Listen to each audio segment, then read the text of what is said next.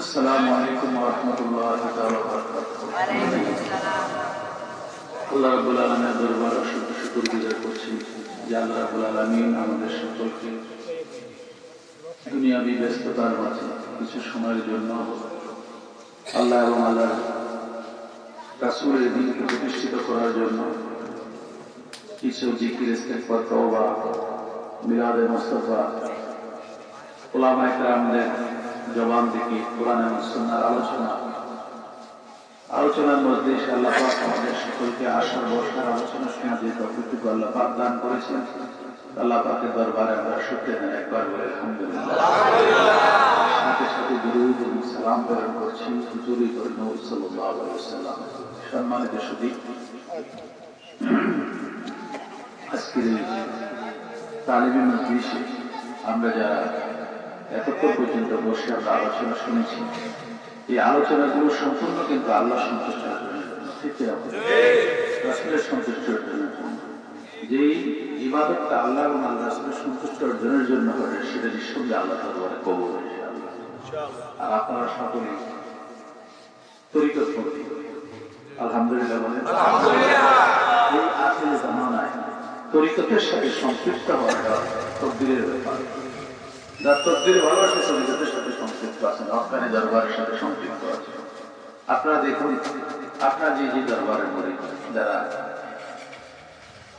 হযরত সৈয়দ আবেদ শাহ মাদানী, যারা মুরিদ আছেন এখানে, আবেদ শাহ মাদানী রহমতুল্লাহ আলাইহি, ওনার প্রথম থেকে শেষ পর্যন্ত উনি যেই কথা বলেছেন, ওনার ঠিক ওফাতের আগ পর্যন্ত উনি সেই কথাই বলে গিয়েছেন। কোন বেশকম আছে? কোনো বেশকম নাই। আমলের দিকে, আকীদার দিকে, ঈমান, আকীদা, আমলে এই কথাগুলো বলে গেছে, প্রথম এবং শেষ পর্যন্ত সব একই রকম আছে। ঠিক হলেও বলে, আপনারা এখানে শাহপুরের মুরিদ আছেন, শাহপুরের পীর কেবলাগঞ্জ যেভাবে প্রথম থেকে শেষ পর্যন্ত যেভাবে দ্বীনি নসিহতগুলো করে দিয়ে গেছেন, এর মধ্যে কোনো পার্থক্য হয়নি, কোনো বেশকম হয়নি। হয়েছে কিনা বলে? কোনো বেশকম হয়নি। এইভাবে আমাদের রেজবিয়া দরবার শরীফ, জালালিয়া দরবার শরীফ, আরো যে দরবারগুলো আছে, ওখানে দরবার যারা অনুসারী আপনারা যারা আছেন, সেই পীর মাশায়েখরা যেভাবে আলোচনা করে গিয়েছে, প্রথম থেকে শেষ পর্যন্ত মিল আছে, কোনো বেশকম নাই। ঠিক না বলে? আজকে আপনারা দেখেন, যারা আপনাকে আমাদেরকে যারা বেদাতি বলছে, যারা আমাদেরকে শিরিককারী বলছে, তাদের মধ্যে দেখেন সকালে এক কথা, দুপুরে এক কথা, রাতে আরেক কথা। ঠিক আছে কিনা বলে? কোরআন এবং সুন্নাহর মধ্যে কোনো পার্থক্য আছে? এরকম কোনটা আছে আমাদের? দুপুরে জায়েজ, সকালে জায়েজ নাই, রাত্রে আবার জায়েজ আছে, এরকম কোন বিষয় আছে? যেটা ইসলামের মধ্যে যেটা সঠিক, সঠিক, যেটা হক, এটা হক, এটা কখনো বাতিল হতে পারে না। ঠিক কিনা বলে? আর বাতিল কখনো হক হতে পারে না। ঠিক কিনা বলে? এই জন্য হক্কানি দরবারের সাথে সম্পৃক্ত থাকলে এটা হলো সবচেয়ে বড় বিষয়। আজকে আপনারা দেখেন, ইমানের বাজারের মধ্যে আগুন লেগে গেছে, মানুষ হাসতে হাসতে কুফরি করছে, মানুষ হাসতে হাসতে মানুষের বিরুদ্ধে কথা বলতেছে, আল্লাহ বিরোধী কথা বলছে, রাসূল বিরোধী কথা বলছে। ঠিক কিনা বলে?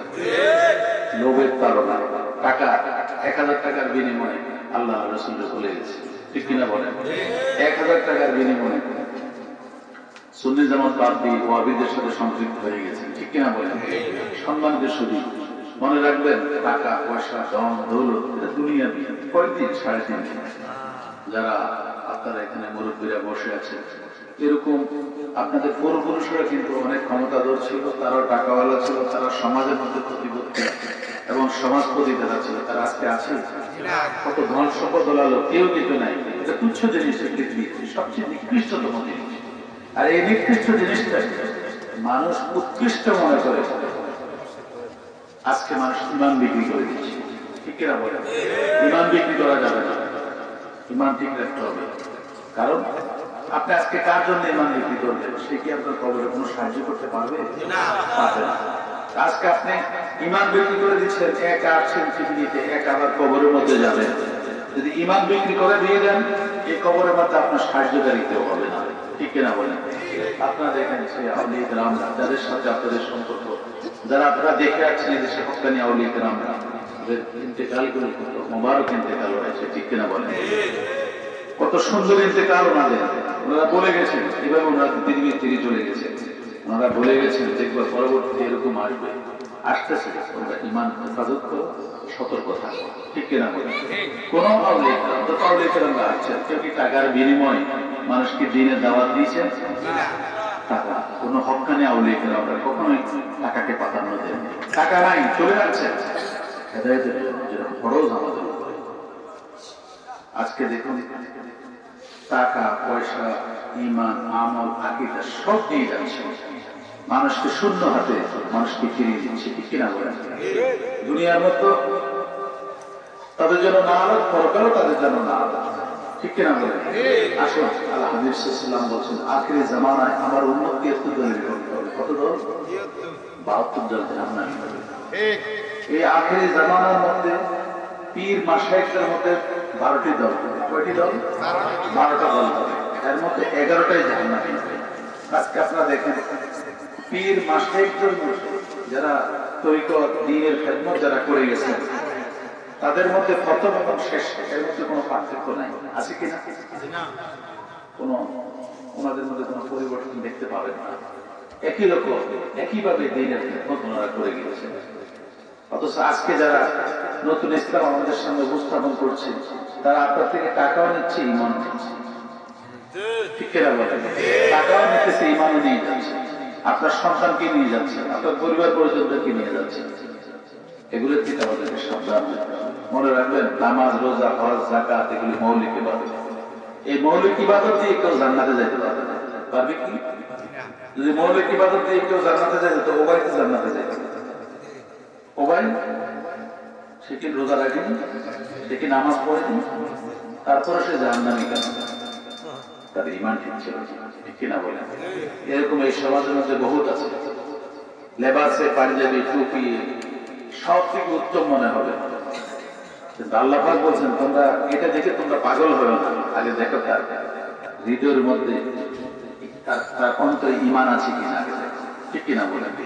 ঈমান তার না থাকে তাহলে ও যত বড় আলেমই হোক না কেন সে শূন্য, আল্লাহর কাছে তার কোনো দাম নাই। ঠিক কিনা বলেন? আজকে আমরা এগুলো বাহ্যিক জিনিসগুলো দেখে আজকে ঈমানকে আমরা ধ্বংস করে দিচ্ছি। আল্লাহ পাক বলছেন তোমরা দেখবা তোমাদের নামাজ থেকে তাদের নামাজ অনেক উত্তম মনে হবে, তোমাদের রোজা অনেক উত্তম মনে হবে। কোরআন তেলাওয়াত যখন তারা পড়বে তখন তুমি মনে করবা তোমার কোরআন তেলাওয়াতটা হচ্ছেই না, কবুল হবেই। তারা নামাজ এত সুন্দর ভাবে তারা পড়বে তুমি তখন মনে করবে তোমার নামাজটা হচ্ছেই না।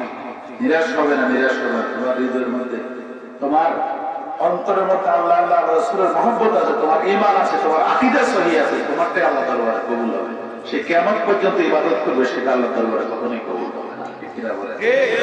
এই কথাগুলো আবেদ শাহ মাদিনী বলছেন, এই কথাগুলো সোহান শাহ কাদরি বলেছেন, এই কথাগুলো আপনার সেই কালিয়াপুরের সাহেবরা বলে গেছে, রেজভী শাহ হুজুর বলে গেছে, এভাবে আরো অসংখ্য করে তাওলীগ ইকরামরা বলে গেছে। তখন একদল মানুষ বলছে তাদেরকে যে এরা ফিতনা ফাসাদ সৃষ্টি করে। ঠিক কিনা বলে?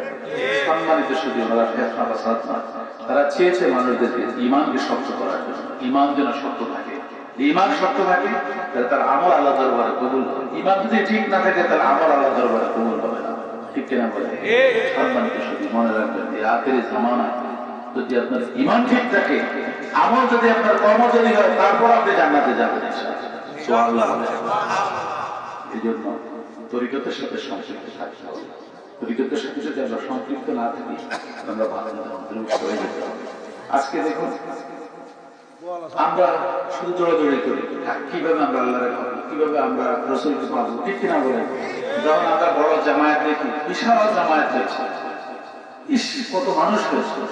এখন আপনি মানুষ হয়েছে, প্রচুর মানুষ হয়েছে, কিন্তু ওখানে আল্লাহ রাসূলের ইজ্জত সম্মান সমুন্নত হয়নি। আপনি এটাকে বড় জামায়াত বলবেন? তখন বলবেন কিনা?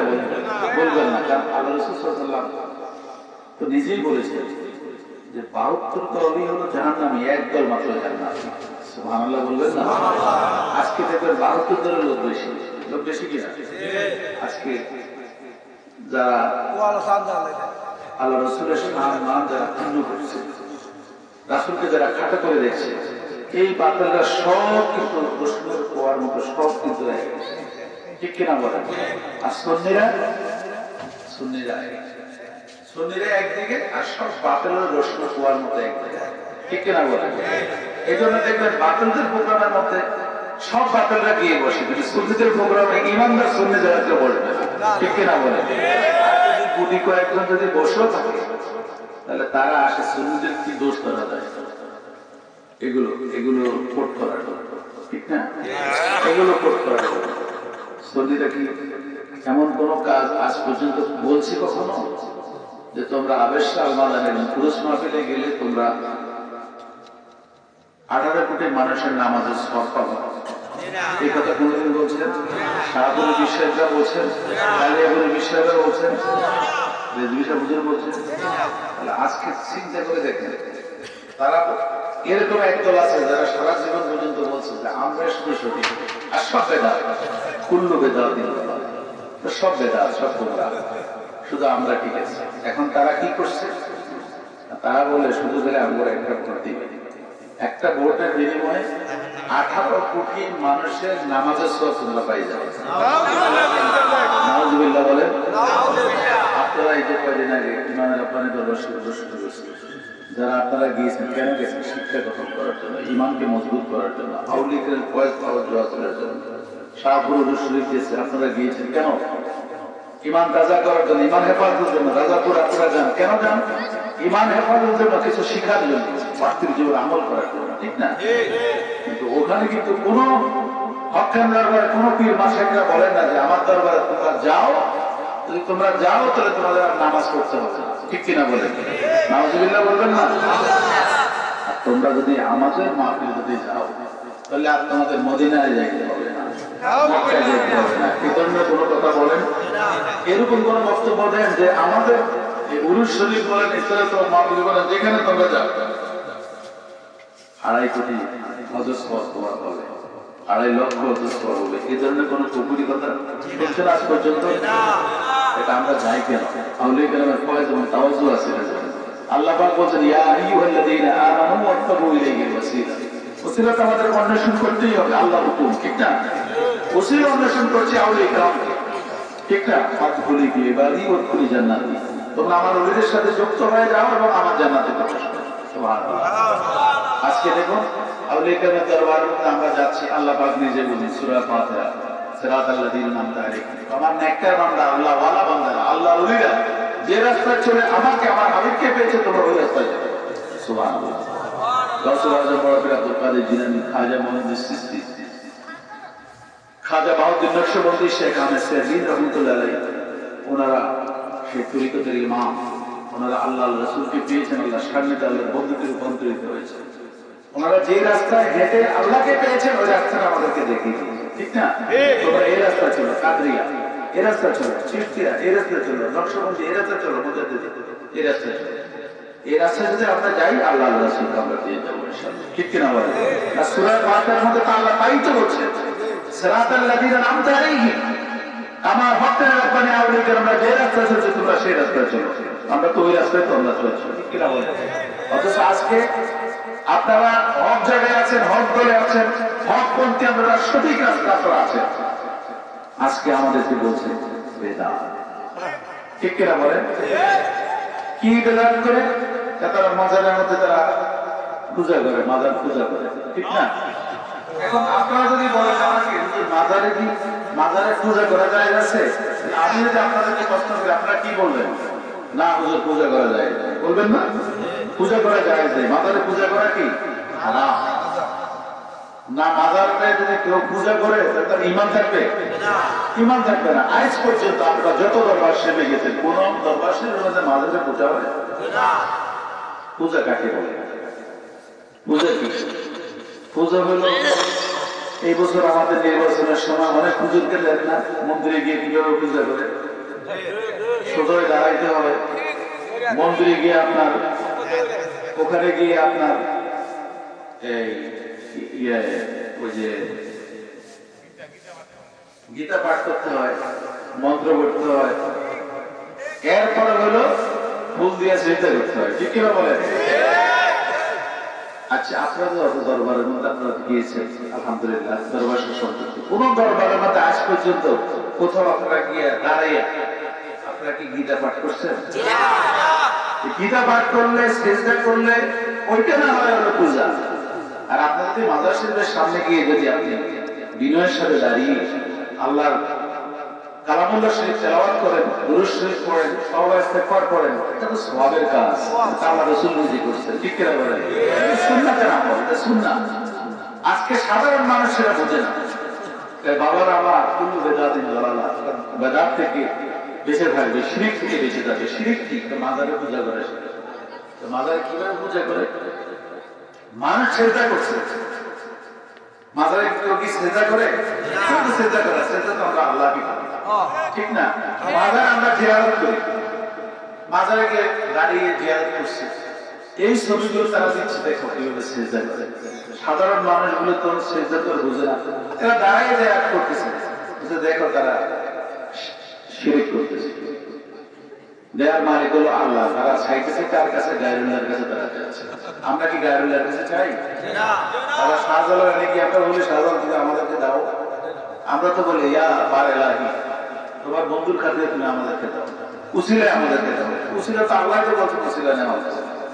অথচ আজকে মানুষকে সঠিক জিনিসটা মানুষের সামনে উপস্থাপন না করে মানুষকে বিভ্রান্ত করার জন্য এই ধরনের কুফরি কথা বলে বলে বলে বলে মানুষকে সঠিক ইসলাম থেকে তারা দূরে সরে যাচ্ছে।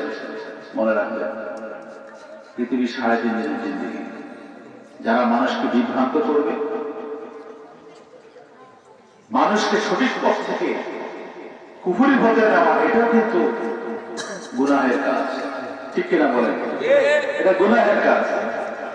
নামাজ, রোজা, হজ, যাকাত এগুলো কি ফরজ ইবাদত। এই ফরজ ইবাদত সকলের জন্য বাধ্যতামূলক, তাই না? আর হিন্দু ভাইরা তারা মন্দিরের মধ্যে গিয়ে তারা ইবাদত করে, তাদের ধর্ম অনুযায়ী তারা ইবাদত করতে, সেটার সাথে মুসলমানের কোনো সম্পর্ক নেই, আছে কিনা বলেন?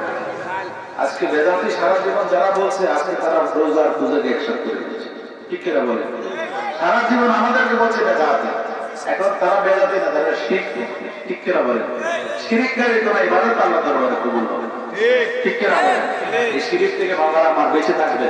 শিরকের ওয়াজ করতে হবে, তারা শিরক করে তাদের চেহারা উন্মোচিত করে দিতে হবে, তাহলে দেখবেন মানুষ সঠিক ইসলাম বুঝতে পারবে, মানুষ সঠিক ইসলাম আল্লাহ পাক তাদেরকে কবুল করার নসিব দান করবে, ঠিক কিনা বলেন? আমাদের কি বুঝতে হবে? মনে রাখবেন, এই আখির জামানার মধ্যে একমাত্র যাদের হৃদয়ের মধ্যে আল্লাহর ভয় আছে তারা হলো আল্লাহ ওয়ালা, ঠিক কিনা বলেন? আল্লাহকে ভয় করে, রাসূলকে মহব্বত করে, তাহলে তারা আল্লাহ ওয়ালা, তারা আল্লাহর বন্ধু, তারা হলো আল্লাহর বন্ধু, ঠিক কিনা বলেন? ওনারা শুধু আল্লাহর ভয় তাদের হৃদয়ের মধ্যে আছে, তারা সঠিক ইসলাম আমাদের সামনে উপস্থাপন করে গিয়েছেন, সে অনুযায়ী তাদেরকে আমল করার কথা বলে গেছে। যদি আমরা সকলেই আমরা সেই আমলে যদি আমরা বিশ্বাসী হই, তাহলে আমাদেরকে যে যে দরবারের সাথে আমরা সম্পৃক্ত আছি সে দরবারের রশিকে শক্ত করে ধরতে হবে। রশিকে শক্ত করে ধরতে হবে, ইয়া থেকে বিচ্ছিন্ন হওয়া যাবে না। বাবার আমার, ভাইয়েরা আমার, পরিশেষে আপনাদের সকলকে একটি কথাই বলে আমি শেষ করছি। আল্লাহ জ্ঞান দিয়েছেন বুঝার জন্য, চক্ষু দিয়েছেন দেখার জন্য, চক্ষু দিয়েছেন আপনি সব দেখেন। যদি আপনি আগুনের মধ্যে যদি আপনি পা দিয়ে দেন, আগুন তো পড়া যাবে, ঠিক না? পা পড়া যাবে, আল্লাহ তো বলছে তুমি দেখে দাও, ঠিক না? না, আপনি দেখে যদি আগুনের মধ্যে যদি আপনি পা দিয়ে দেন, তারপর পা তো পড়া যাবে, ঠিক কিনা বলেন? এগুলোর জন্য আমরা চক্ষু শব্দ ব্যবহার করছেন কি না, কাল কিয়ামতের ময়দানে আল্লাহ জিজ্ঞেস করেন। হাতের শব্দ, পায়ের শব্দ ব্যবহার, জবানের শব্দ ব্যবহার করছেন কিনা, সেটা আল্লাহ পাক আমাদের জিজ্ঞেস করবেন। আমাদেরকে শুধু এই পৃথিবীতে খাওয়া, পড়া, রঙ সংসার করার জন্য আল্লাহ আমাদেরকে পাঠিয়ে নিয়ে যেতেন এই পৃথিবীতে। আল্লাহ পাঠিয়েছেন ওমা খালাকুল জিন্না ওয়াল ইনসা ইল্লা লিয়াবুদুন। আল্লাহ পাঠিয়েছেন আমাদেরকে ইবাদত করার জন্য। সেই ইবাদতটা আমাদেরকে শিক্ষা দিয়েছেন হক্কানে আউলিয়া কিরাম। আল্লাহ পাক কোরআন মাজিদের মধ্যে জিকির করবা, ইয়া আইয়ুহাল্লাযীনা আমানু যকুরুল্লাহা ওয়া কুনু মা'আস সাদিকিন। তো তোমরা জিকিরের তালিমের জন্য সালিহিন, সিদ্দিকিন, আল্লাহর কাছে গিয়ে তোমরা জিকিরের তালিম নাও। সুবহানাল্লাহ বলে আল্লাহ বলছে। আজ কেমন নিচ্ছি তাদের থেকে? সে দিন তো মরে গেছে, তার অন্তত জীবিত নেই, সেটা মরে গেছে, যার কারণে তার পার্থিব জীবনটাকে তার কাছে অনেক বড় মনে হচ্ছে। আর আল্লাহওয়ালাদের কাছে পার্থিব জীবনটা তার কাছে তুচ্ছ, এটা কিছুই না। এটা কি হবে আমার জন্য? আজকে আমার চক্ষু ঢেলে যাক, আমার সবকিছু থেকে যাবে, আমি শুধু একা চলে যাবো আপন দেশে। ওইটা হলো আমার মূল ঠিকানা। আমি যদি আজকে সেখানে গিয়ে যদি আমি ভুল করে ফেলি, তাহলে আমার দুনিয়াও অনর্থক, আখিরাতও শেষ। ঠিক কিনা বলেন? আল্লাহ পাক কোরআনে মাজিদে বলেছে, আনফুসিকুম ওয়া আহলিকুম নার। এটা হলো আমাদের সবচেয়ে বড় কাজ। নিজে জাহান্নামের আগুন থেকে বাঁচা, আহারকে বাঁচানো, সাথে সাথে প্রতিবেশী যারা আছে, বাবারা আমার, মুরব্বীরা আমার, আপনাদের উপর আল্লাহ পাক খরচ করেছে, সকলের উপর, আমার উপর খরচ। মানুষকে সঠিক কথা আহ্বান করা, অসৎ কাজ থেকে নিষেধ করা। আপনি যদি মনে করেন আপনি সঠিক পথের মধ্যে আছেন, আপনার সন্তানকে সঠিক পথে রাখা আপনার উপর খরচ। ঠিক কিনা বলেন? এই জন্য খানকায় যাবেন, সন্তানকে সাথে করে নিয়ে যাবেন। মাহফিলে যাবেন, সন্তানকে সাথে করে নিয়ে যাবেন। সন্তানকে শিক্ষা দেবেন, সঠিক দিন শিক্ষা দিয়ে যাবেন, কবরে গেলেও শান্তি পাবেন। ঠিক কিনা বলেন? আজকে যদি সঠিক দিন শিক্ষা করে না যান, তাহলে আপনি কবরে যাবেন, এই সন্তান কোশ্চেন যাবো, আপনার কবরে পাওয়া যাবে না। জানি কিনা বলেন? জিয়ারত করবেন। অথচ আপনারা এখনো মুরব্বীরা যারা আছেন, আপনারা আপনাদের পিতা মাতার কবর এখনো জিয়ারত করেন কিনা বলেন? আপনাদের জিয়ারত বন্ধ হয়ে যাবে। এই জন্য আমাদের সকলকে নিজে জাহান্নামের আগুন থেকে বাঁচাতে হবে, আহালকে বাঁচাতে হবে, এবং সকল মানুষগুলো জান্নাতে হোক, এটা আমরা সকলে চাই কিনা? যদি আমরা চাই, তাহলে অবশ্যই সকলকে আমাদেরকে তালিম দিতে হবে, আর দিন ও নসিহতের মাধ্যমে সঠিক দিন মানুষের সামনে উপস্থাপন করতে হবে। ইনশাআল্লাহ দেখবেন এই সমাজ থেকে সে বাতিলরা কখনোই আমার আপনার সন্তানের ঈমান এবং আকীদাকে ধ্বংস করতে পারবে না। আল্লাহ পাক আমাদের সকলকে এই কথাগুলো বুঝার তৌফিক দান করুক এবং আমল করার তৌফিক দান করুক। সকল আমিন। দাওয়ানা আলহামদুলিল্লাহি রাব্বিল আলামিন। আসসালামু আলাইকুম ওয়া রাহমাতুল্লাহি ওয়া বারাকাতুহু। সূরা ফাতিহা, সূরা ইখলাস তিনবার পড়ে আমরা সকলে কবর জিয়ারত করি। মুনাজাতের মাধ্যমে তাবারুক দেওয়া হবে। আপনারা সকলে দোয়ায় শামিল থাকবেন, তাবারুক আপনাদের সামনে থাকবে। কেউ মুনাজাতে আমিন শেষ না বলে কেউ যাবেন না। তাবারুক পাইছেন উঠে দেন না, কারণ এখানে একজন আল্লাহ বলি এসেছেন। আসলে ওনাদের সাথে আমি না খান্দা, ওরা আমার কেন ভালোবাসে আর আমি ডাকলে কেন তারা আসে, সেটা আল্লাহ ভালো জানে, ওনারাই ভালো জানেন। আমি কতটুকু তাদের সাথে ভালো কোনো কর্ম বা আচরণ আমি করতে পারি না। তারপরে আপনাদেরকে আমি বলি যে আল্লাহ বলি যখন এলাকায় আসবে, তাদেরকে ইজ্জত সম্মান মূল্যায়ন করতে শিখবে। কারণ এই গ্রামটা হচ্ছে, এলাকাটা হচ্ছে সুন্নি একটা এলাকা। এখানে যদি অনুযায়ীরা যদি মানে হৃদয় শীতল করে যেতে না পারে, তাহলে অন্য এলাকায় যে করবে কি করে। তো আশা করি ভবিষ্যতে যদি 3 মাসে একবার যে কিসারে আসো, আপনি কোন দরবারে নদীকে খেয়াল না করে একজন আল্লাহর ওলি আছে, তাকে মূল্যায়ন করতে হবে। এটা আমাদের ইমানি দায়িত্ব। সকলে এটা মাথায় রাখবেন। উনি আল্লাহদেরকে সম্মান করবেন, শ্রদ্ধা করবেন। আল্লাহ পাক আমাদেরকে সহি বুঝদান করে প্রতিবারই হবে। যুবকদের উদ্দেশ্যে বলছি, যুবকরা তোমরা যারা আছো, দেখো আজকে যুবক তো ফ্রাস্ট্রেশনে ভুগতেছে, দুশ্চিন্তায় ভুগতেছে, ভবিষ্যৎ কি হবে এভাবে ভুগতেছে। আর যখন এই যে যুবকদের এই বয়সটা খারাপ বয়স, এই বয়সকে নিজেকে টিকিয়ে রাখা, সঠিক পথে রাখা, এটাও কিন্তু একটা জিহাদ। যারা এই সময়টা, এই বয়সটা যারা আল্লাহর বন্দেগীর মাধ্যমে যারা কাটিয়ে দিতে পারছে, তারা কিন্তু সফল কাম হয়েছে। আজকে তোমরা দেখো পড়াশোনার সময় তোমাদের দুশ্চিন্তা, ভবিষ্যৎ নিয়ে তোমাদের দুশ্চিন্তা, কি করবো, বাইরে যাবো না, দেশে থাকবো না, কি করে খাবো, কি করবো, ব্যবসা করবো না, বাইরে যাবো, এরকম একটা দুশ্চিন্তা থাকে। সারা জীবনটাই ফ্রাস্ট্রেশনে চলতে থাকে, দুশ্চিন্তায় চলতে থাকে। দুশ্চিন্তা মুক্ত জিন্দেগির জন্য আসো আমরা সকলে হোসেনের জীবন কমিটির সাথে আমরা সম্পৃক্ত হয়ে যাই। হলে কি হবে, হোসেনের রঙের রঙিন যদি আমরা হতে পারি, আমাদের জিন্দেগিটা সুখময় হবে। এই পৃথিবীটা আমাদের জন্য। আর হোসেনের যুব কমিটি আমাদের এটা লক্ষ্য এবং উদ্দেশ্য হলো কোরআন এবং সুন্নাহ মোতাবেক আত্মনির্ভরশীল জাতি গঠন হলো হোসেনের যুব কমিটির লক্ষ্য এবং উদ্দেশ্য। আত্মনির্ভরশীল, শুধু খালি তুমি টাকার মালিক হলে হবে না, তোমার কোরআন সুন্নাহর জ্ঞান তোমার মধ্যে থাকতে হবে, ঈমান আকীদা আমল ঠিক থাকতে হবে। তারপরে যেন তুমি নিজের পায়ে নিজে দাঁড়াতে পারো। এটার জন্য আমাদের যুব কমিটি কাজ করছে, দেশ বিদেশ সারা জায়গায় কাজ করছে। তোমরা এটার সাথে সম্পৃক্ত, যে এখানে আছে একে অপরের সাথে সহযোগিতা, সহমর্মিতা, ভালোবাসা, মমতাবোধ, ভ্রাতৃত্ববোধ থাকবে, তাহলে ইনশাআল্লাহ যে সমাজ একদিন পবিত্র সমাজ হবে, এই সমাজের প্রতিটি মানুষ শান্তিতে বসবাস করতে পারবে ইনশাআল্লাহ। আল্লাহ পাক আমাদের সকলকে কবুল করুক, সকল বলেন আমিন। সূরা ফাতিহা একবার, সূরা ইখলাস মা বাবার কবর জিয়ারত।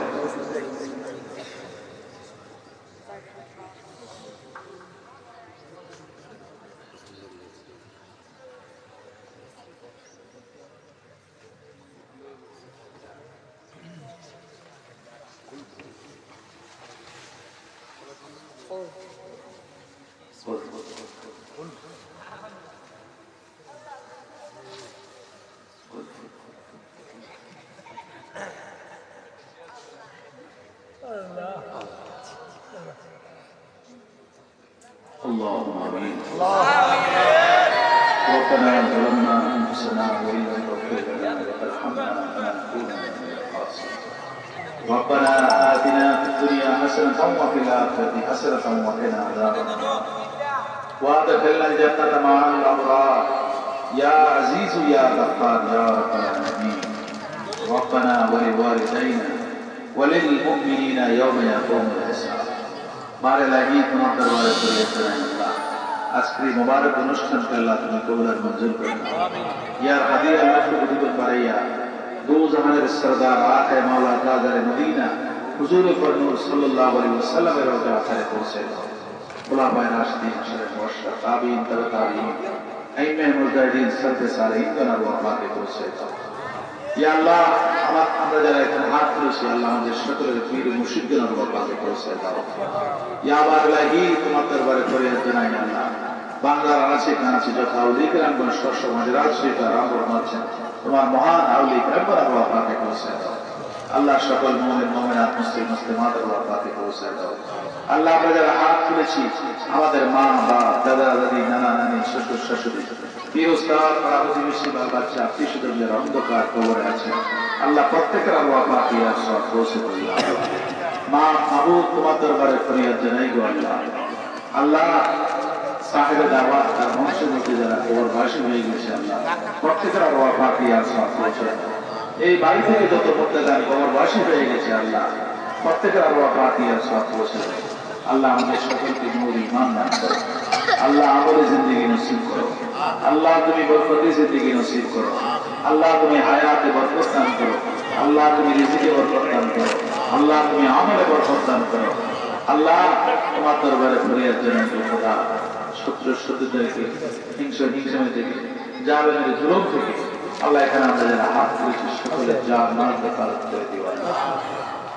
আল্লাহ তোমার দরবারে ফরিয়াদ জানাই আল্লাহ, ইয়া বারলাহি এখানে অনেক মানুষ হাত তুলেছে, অনেকে কোন মাকাসেদ নিয়ে আসছে আল্লাহ প্রত্যেকের অন্তরের খবর আল্লাহ তুমি জানো। আল্লাহ তুমি সকলের নেক মাকাসেদ তোমার দরবারে কবুল করে দিও আল্লাহ। যারা অসুস্থ আছে আল্লাহ তুমি শিফা করলে নেক করো। যারা অভাবী আছে আল্লাহ তুমি অভাব দূর করে দিও। যারা মুসিবতের মধ্যে আছে মুসিবত দূর করে দিও আল্লাহ। খেতে খামারে রুজি রোজগারে ব্যবসা বাণিজ্যে আল্লাহ তুমি বরকত দাও আল্লাহ। তোমার দরবারে ফরিয়াদ জানাই আল্লাহ, মা বাবা কত কষ্ট করে লালন পালন করেছে, হারামের ঘুমকে হারাম করে আল্লাহ সন্তানের মধ্যে হাসি ফোটানোর জন্য আল্লাহ কত কঠোর পরিশ্রম করেছে আল্লাহ। আজকে বড় করে আমাদেরকে পৃথিবীতে রেখে গিয়েছেন মাহবুব, অন্ধকার কবরের 3.5 হাত জায়গা নিয়ে চলে গেছেন। আর আমাদেরকে অনেক এরিয়া, অনেক জায়গা সম্পত্তি আমাদেরকে দিয়ে সামান্য একটু জায়গার মধ্যে শুয়ে আছেন মাহবুব। মাহবুব তোমার দরবারে ফরিয়াদ জানাই গো খোদা, আমাদের আব্বা আম্মার কবরটাকে আল্লাহ তুমি জান্নাতের বাগান বানিয়ে দাও আল্লাহ। তাদের এই কবরের মধ্যে ভালো খানার ব্যবস্থা আল্লাহ তুমি করো আল্লাহ। আল্লাহ তাদের হায়াতে জিন্দেগির যত গুনাহ খাতা আছে আল্লাহ তুমি ক্ষমা করে দিও আল্লাহ। আল্লাহ আমাদের সবাইকে আল্লাহ ঈমান, আকীদা, আমল ঠিক রেখে ইজ্জতের সাথে জিন্দেগি নসিব করে দাও আল্লাহ। বেজ্জতি জিন্দেগি রেখে আল্লাহ তুমি হেফাজত করে দাও। তোমার সকল আযাব গজব থেকে আল্লাহ আমাদের সকলকে হেফাজত করে দিও আল্লাহ। সাহেব দাওয়াত অনেক আশা আকাঙ্ক্ষা নিয়ে আল্লাহ দোয়া এবং মিলাদে সাহেব দাওয়াতের সকল নেক আশা নেক বাসনা আল্লাহ তুমি পূরণ করে দাও আল্লাহ। আল্লাহ সাহেব দাওয়াত বিদেশ যাওয়ার জন্য আল্লাহ চেষ্টা করছে আল্লাহ, ট্রেনিং হয়ে গেছে আল্লাহ। সামনে যে কাজগুলো আছে সেই কাজগুলো সহজ করে দিও আল্লাহ। তার রিজিকের মধ্যে আল্লাহ তুমি বরকত দান করো আল্লাহ, তার হায়াতের মধ্যে বরকত দান করে দিও আল্লাহ। আর বাবা আল্লাহ ওনার ভাইয়েরাও বিদেশে থাকে আল্লাহ, ওদেরকে সহি সালামতে রাখো আল্লাহ, তাদেরকে উত্তম রিজিকের ব্যবস্থা করে দিও আল্লাহ। আল্লাহ তাদের আসমানের জমিনের সকল বিপদ আপদ থেকে হেফাজত করে দিও আল্লাহ।